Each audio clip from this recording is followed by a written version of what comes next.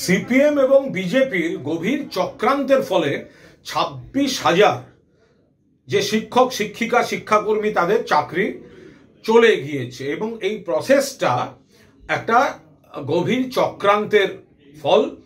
এর বিরুদ্ধে আমাদের তৃণমূল কংগ্রেসের রাজ্য সভাপতি সুব্রত বক্সির নির্দেশে তৃণমূল ছাত্র পরিষদ এবং তৃণমূল যুব কংগ্রেস আগামী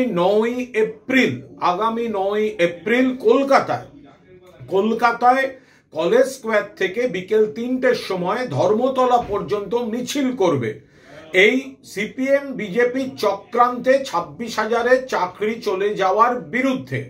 পাশাপাশি 11 এপ্রিল সারা বাংলায় প্রত্যেকটি ব্লক, প্রত্যেকটি টাউন, প্রত্যেকটি ওয়ার্ডে একই ইস্যুতে তৃণমূল কংগ্রেস পথে নামবে, ছাত্র যুবরা মিছিল করবে।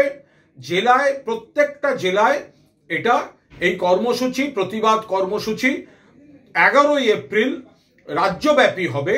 আর কলকাতায় 9 তারিখ বিকেল 3টের সময় কলেজ স্কোয়ার থেকে ধর্মতলা তৃণমূল যুব কংগ্রেস এবং তৃণমূল ছাত্র পরিষদ ছাত্র যুবরা এই চাকরি খাওয়ার রাজনীতি, চাকরি খাওয়ার চক্রান্তের প্রতিবাদে তারা রাজপথে নামবেন।